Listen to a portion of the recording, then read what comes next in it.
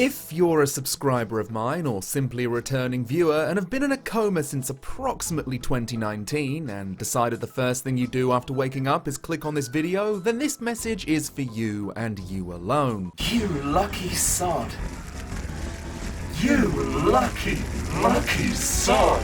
As for the rest of you, I don't need to be the one to tell you that 2020 and 2021 have not been easy. It has been, and excuse my French, a bit merde. During lockdown, I came to realise just how much I truly value my hobbies, and despite the global pandemic sweeping its way across the world like a rancid wave of poo and nightmares that your trousers aren't on, games and other forms of entertainment were still finding their way to our doorstep, being pushed by a very long, well-sanitised stick. So in this episode, I want to continue my now yearly tradition of throwing a My Favourite Things video into the ether. I know they can turn up halfway through the year, but what can I say? I get very easily distracted. Wait a minute. Oh my god, it's already halfway through the year. Jesus Christ, pull the brakes. Before I begin, I'd love to thank my patrons for making this whole thing possible. You all legitimately help keep the lights on, so if you'd like to help me in the channel out, you can do so by using the link found down below. To give you all a brief refresher, just because I'm talking about my favourite things in 2020 does not mean the game or anime etc. were released in 2020. I just have to have played or watched it within said year. And who knows, maybe you'll find a favourite from the list in the process. That's the real goal here. So let's stop explaining it and jump right in with our first category.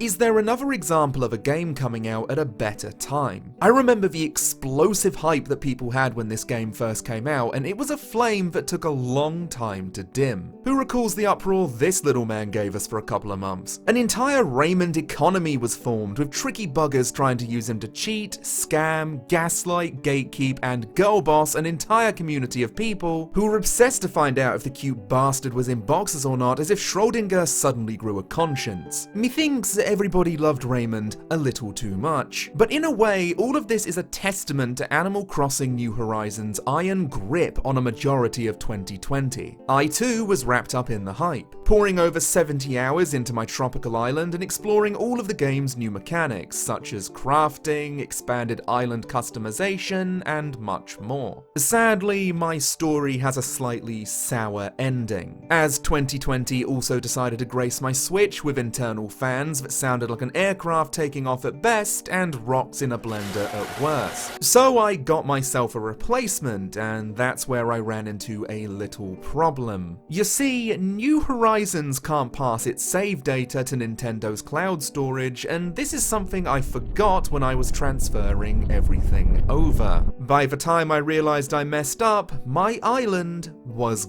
gone. Dust in the wind, egg on my face, PK'd in the wilderness. I decided to rename my old island of Linderblum to Lumbridge for footage's sake, and I won't deny feeling deflated over losing all of my progress for something that could have easily been prevented. But I won't forget the genuine comfort it gave me, and sometimes starting over is unavoidable in life. And so, as I wait for the sunset to turn to dusk, I suppose my island adventure will have to start from scratch. But maybe at a much more leisurely pace this time around.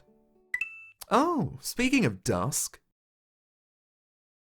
I feel I've been talking about the Atelier franchise a lot lately, and for good reason. Koei Tecmo has been pushing out Atelier Collection after Atelier Collection, which is great for people like me who feed off this series for its overwhelmingly good-natured stories and characters like a positivity parasite. The Dusk Trilogy was the collection released in 2020, and overall I had a really good time with it, one title being a clear winner among the three. Ayesha, the first in the trilogy, had a hard time finding its footing, but still had its charming moments when the frame rate would behave itself.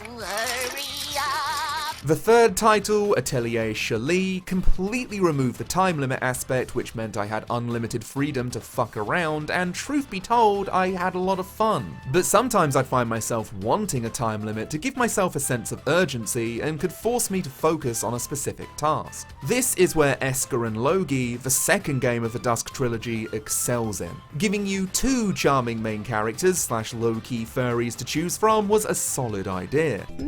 Suspicious. Opening up more incentives to dive into New Game Plus. And the gameplay offered slight tweaks to the turn-based formula to make it interesting and somewhat fresh. What really shines about the Dusk Trilogy overall, however, is its world and visual style. To simplify things, the world that the characters currently inhabit is recovering from an ancient catastrophe brought on by the Dusk, and they live surrounded by ruins of the mighty civilization that are now lost to time. This makes the world feel ancient and leads to some really interesting environments and world building. The visual style is tied first with the Alla trilogy for me, where every character has this gloss applied to their hair that really stands out against the almost watercolor-esque or chalky color look on their eyes. And honestly, after replaying these, it did bring up an issue I had with Atelier Ryza's overall style, because it does come across as rather plain by comparison. I hope that when Ryza's time in the spotlight comes to an end, we can return to these interesting aesthetic choices once again.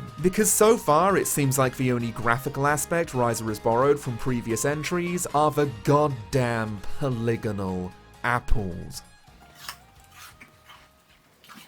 Codevain.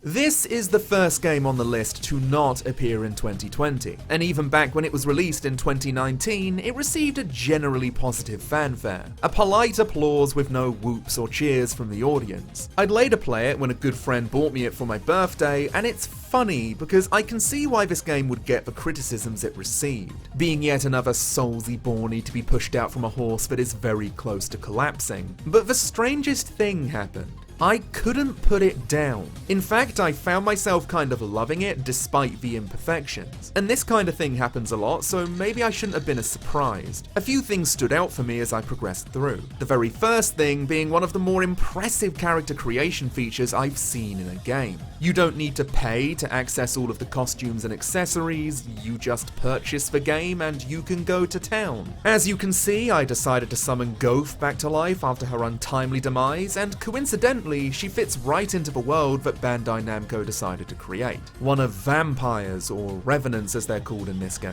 Some mutated after being exposed to the poisons of the surrounding landscape. Their gas masks literally fusing to their skin and becoming part of their design. Also, Hatsune Miku having a complete body workout. What can I say? The game doesn't take itself too seriously. Until it, of course, does. Ooh, melodrama.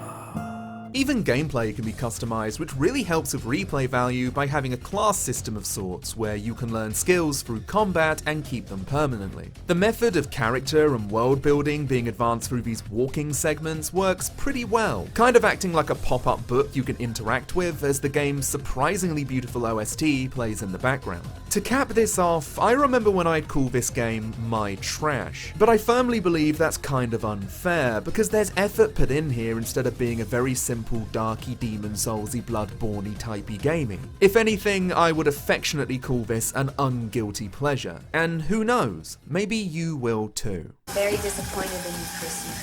I thought you were goth.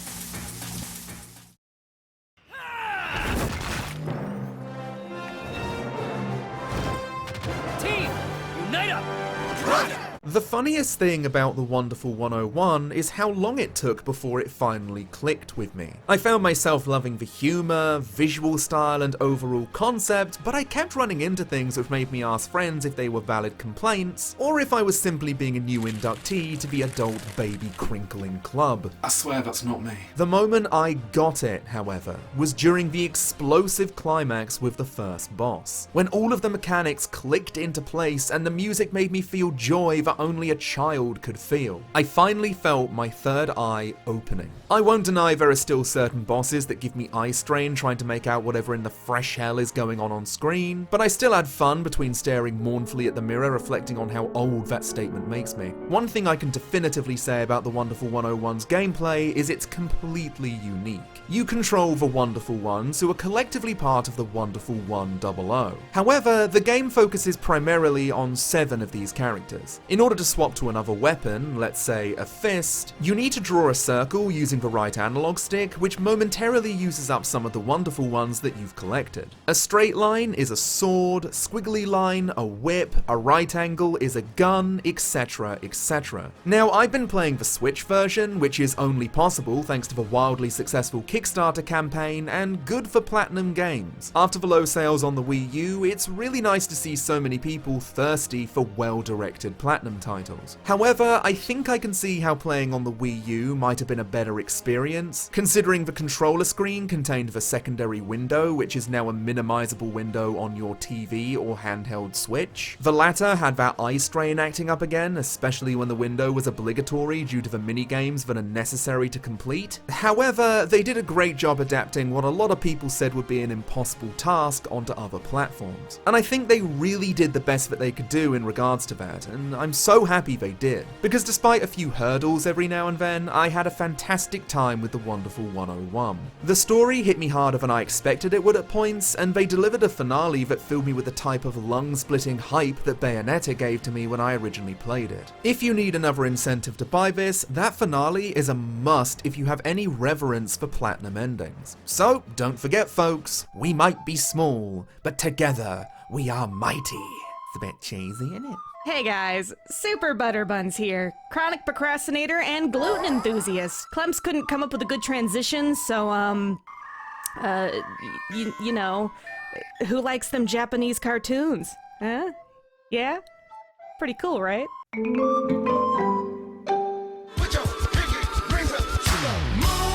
The story of 2 gremlins and their handler, Keep Your Hands Off Isaacan, was a delight. Taking the tale of 2 girls with dreams of making it in the anime industry and their friend who has dreams of making a shit ton of cash, they work together, each using their individual talent to kickstart their dreams and portfolio in a tiny little animation club they founded in their high school. Asakusa works on the backgrounds and settings, Mizusaki works on the characters and movements, and Kanamori works as the group's manager, making sure she keeps these 2 in line, which has varying degrees of success.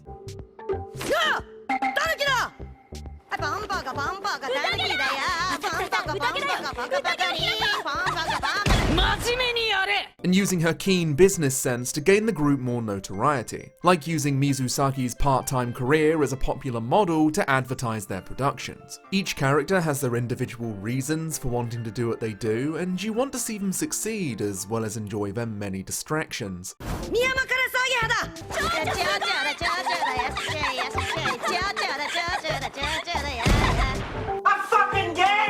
Shut the fuck up! The thing which captured me the most were the animations themselves. Because, and forgive me for the cheese, these animations felt like their own individual characters. You see them grow slowly but surely, you see the ups and downs and obstacles that get in the way, and when they're finally able to unveil their creations, you feel just as proud as the girls do. Because you were there from day one and saw the creative process unfold. Alongside these animations are the imagination segments, where the girls are whizzed into the magical world of make-believe as they come up with concepts and ideas for their shows with this beautiful sketchbook art style. What's a good comparison? I don't know. Bridge to Terabithia with 100% less annoying dead child.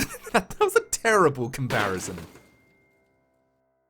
At this point in the video, I'm gonna quickfire some titles out there. Some video games and some anime. Even though these are shorter reviews than the other titles in this video, it doesn't mean they deserve any less praise and especially less of a recommendation. It seems Clemps still couldn't think of any decent transitions, so they asked me to help. I present the next topic! Ha! Ha! Clemps, edit something in. Can I get my check, please? Wowza.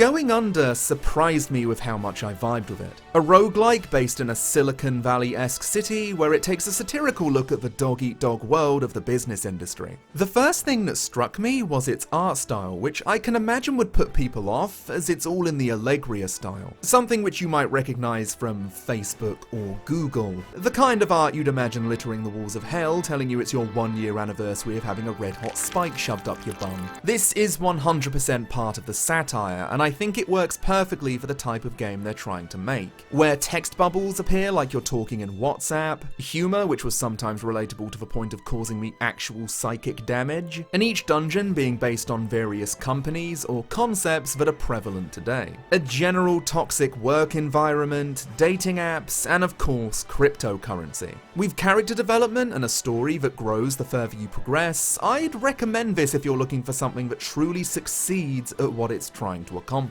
Wowzer. It only took me, all of my life plus 7 years to check out this movie, and I couldn't be happier to be this late to the draw. By far my favourite Ghibli movie at this stage, and something I deeply regret not watching as a child. I feel if I were to watch this as a tiny human, it'd mould my life in a similar way Final Fantasy IX did. Go check it out. Yay, Halloween, my favorite time of year. Ow! Ow! Oh! Fucking hell! Wowzer. Not what I was expecting at all, but not in a bad way. It sets the tone quite early with the type of world these characters inhabit, where a lizard man who has a mystery man's head rise from the back of his throat to find out if the individual currently trapped in his jaws are the one who shapeshifted him. It's the type of show you can smell. And despite there not being a single character I can unambiguously call a good person, that definitely isn't to say I dislike any of them. Extremely unique, grimy, fun, and well worth your watch. So with that, it's now time for my titles of the year. And this time around there's gonna be 3. One of which I had a hard time including because of how I can't go into detail about why it's a favourite without getting personal. In the end I decided to keep it in because it had such an impact on me. And putting my own feelings aside, I think it'd be interesting to talk about. So I'm gonna stop teasing you and go straight into my top 3.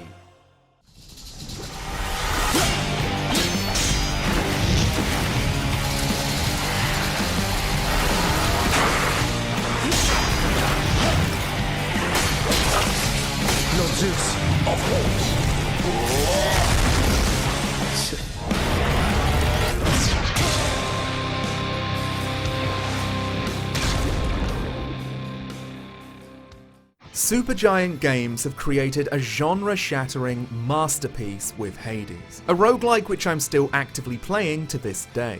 Taking control of Zagreus, son of Hades, you follow his story of breaking out of the underworld to find his birth mother, Persephone. However, his father will do all he can to stop this from happening. And as Zagreus is sent back to square one again and again and again, you'll get to know the underworld residents and the gods of Olympus who are lending Zag their powers in order to escape, as he slowly begins yet another climb up the tower of bisexual wet dreams. Also, here's a meme on a completely unrelated note. And whilst this sounds like a fairly simple premise, let me just say that after getting 70 hours in and beating the game multiple times, I am still finding unique lines of dialogue and story beats after every run. Over 21,020 lines were recorded for Hades, and after seeing just how much content is in the game, I'm not at all surprised. It never ends. We are perpetually trapped in a never-ending spiral of life and death, and I fucking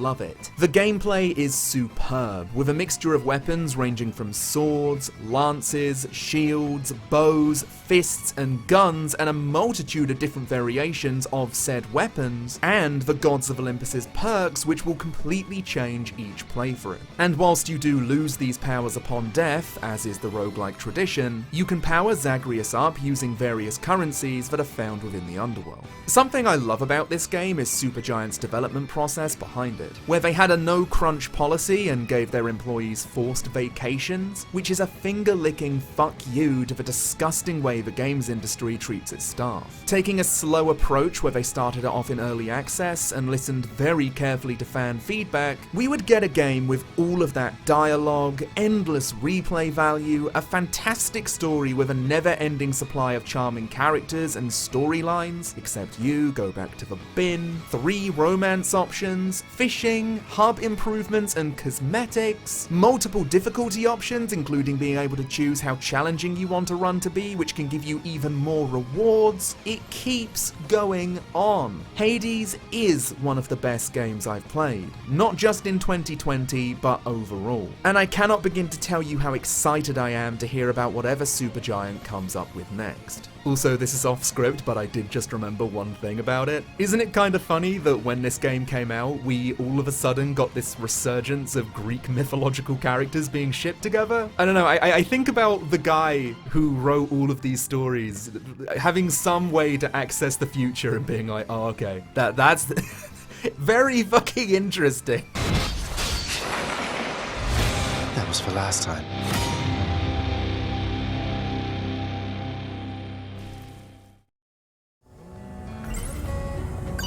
Sauce で絡めたそばをほろ甘いパンで挟む。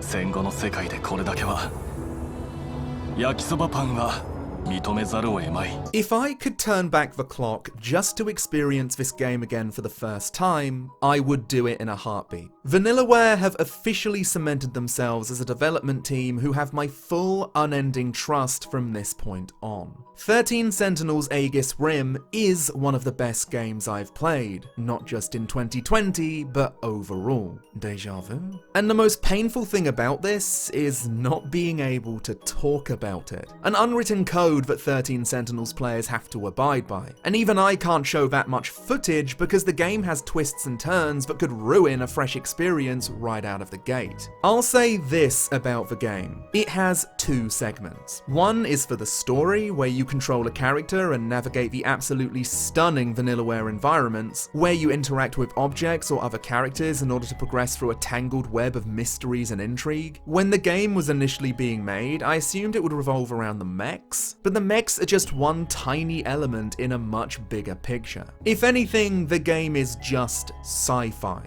All of it. Every aspect of sci-fi, every trope is used in a way which somehow blends together without curdling. Each character is entirely unique, each with their own set of circumstances and varying degrees of admiration for Yakisoba Pan. The second mode is the gameplay, which is where I'd understand people being put off due to either the style of gameplay, visuals, or both. I happen to love it despite initially being a little put off by the presentation. You're effectively watching the fight from high-tech surveillance screens, and the gameplay itself is real-time strategy where you protect the base from hordes and hordes of enemy units, with each unit having a particular combat style to deal with particular threats. This shot may look like a complete clusterfuck, but believe me, it's a near orgasmic feeling when you can finally pull it off. If you aren't vibing with what's on screen, I understand, but please give it a shot. I was the same, and I've never been happier to be proven completely and utterly wrong. I wish I could be less ambiguous with this whole segment, and I've seen people ask me for a 13 Sentinels video, but I mean it when I say I feel it'll be a dishonor to Vanillaware to spoil this experience for people. Try your best to go into this with as little knowledge as possible, and please let me know what you thought. The fact this game sold as little as it did breaks my heart, but the active community that sings its praises fixes it right back up again.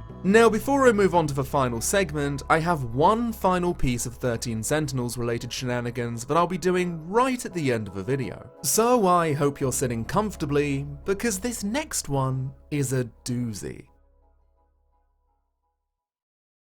勢力を拡大する秘密結社ブランケット。Isn't it a great feeling when you discover something that you never knew you needed until you have it? This 2018 anime found its way to me when I asked my Twitch chat for some relaxing shows in order to mentally detox. Without spilling my entire guts and making this too real, 2020 and 2021 have been some of the toughest years I've ever experienced, and not just because of this highly impractical ball gag. Stress, burnout, imposter syndrome, identity crises, mental health being at a point where I can't even make a funny edit because it was genuinely that loathsome. You get the drift. Things were bad, and it's something I'm still trying to overcome. I needed something to take my mind off stuff, as we all do from time to time, and blessedly, I was recommended the show Yuru Camp, or Laid Back Camp. I would have never guessed in all my life that a show focused entirely on camping would be elevated to one of my favourite anime.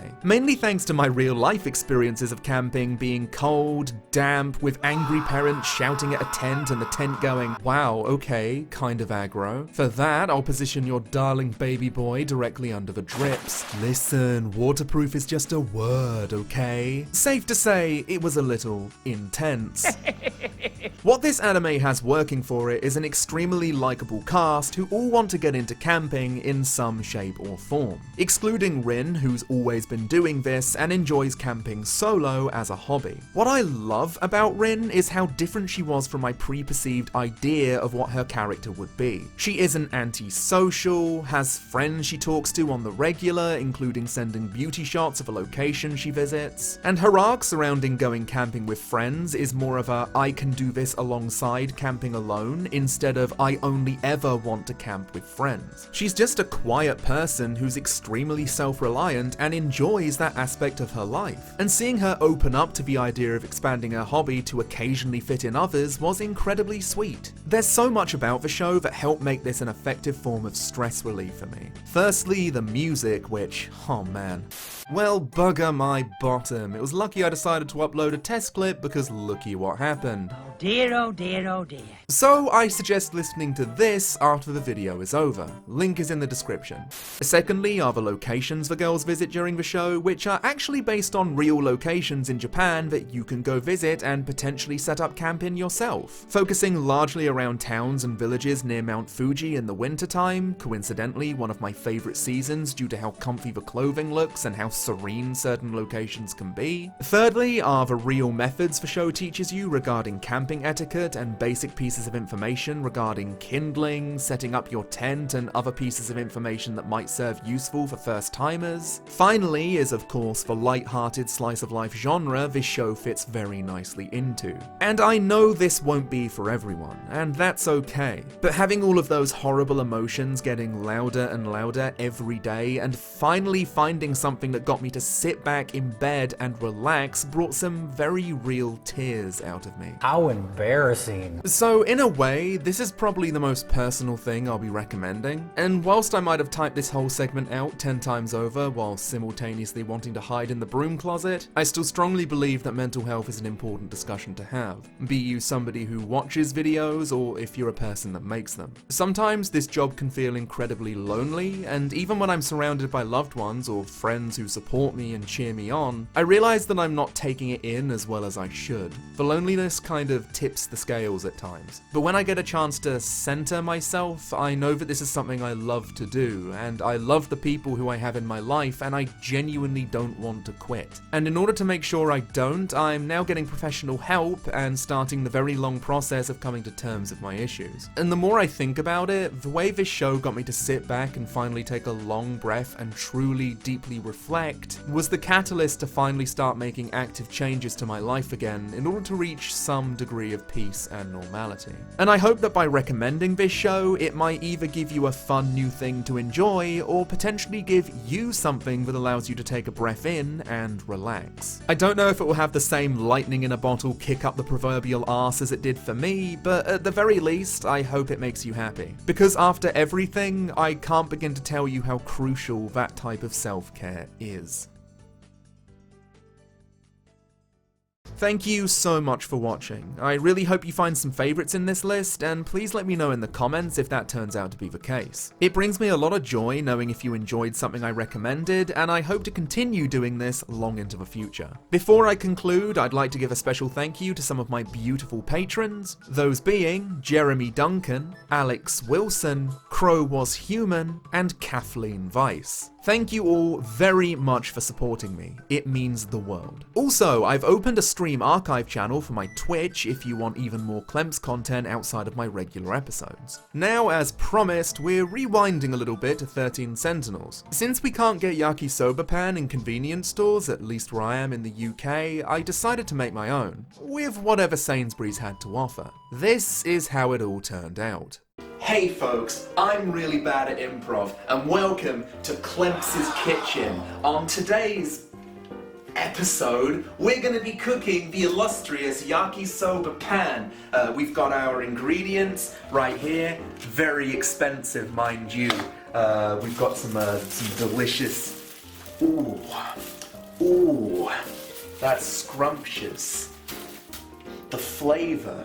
Mamma mia! Okay, so first of all, now this is very dangerous. If you're a baby, what are you doing up? Go to bed. Hang on, we gotta make sure that the broth is nice and hot. Ooh, the flavour. Brings me right back to when I was a fucking stupid baby. I love that.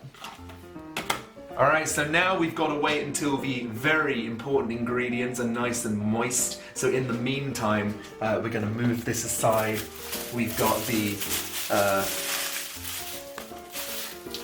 bread. As you can see, oh, that's fucking nice. It tastes just like bread. Alright, so here we go. Again, be very careful. When you're handling knives, they're very sharp. So make sure you wear gloves. Ow! How do people cook? What is a Gordon Ramsay? Ooh. It smells just like a bakery. That's where bread's warm. I think this should be just about ready now, don't you? Now again, don't forget, it's very hot, so make sure you wear the correct equipment. Ah! You can hear that. That's the flavour. It's rattling about. Okay, here we go.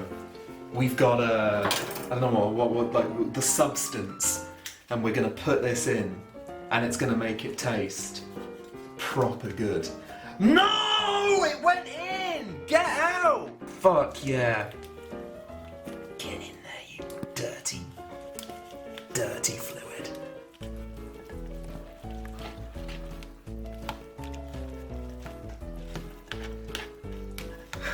Don't mind me.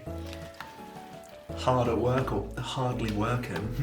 Alright, ladies and gentlemen, the moment of truth. Here we go. I'm gonna spread this case wide open.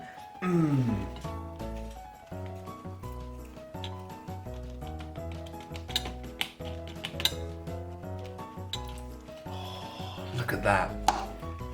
Okay, here's the thing, right? Like, all jokes aside, it does look pretty nice. I'm quite excited to take a big munch. So hang on, let's get that all shoved in there. Hang on, God, get in there. Oh, it's so warm on my fingies. All right, so I want to take a nice big charitable bite. You know what I mean? So let's. All right, here we go. Just dislodge my jaw like a snake.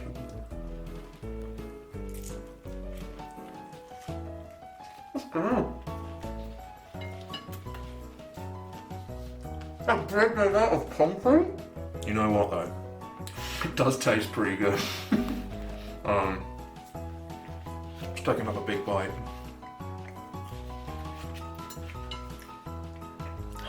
It's so chunky.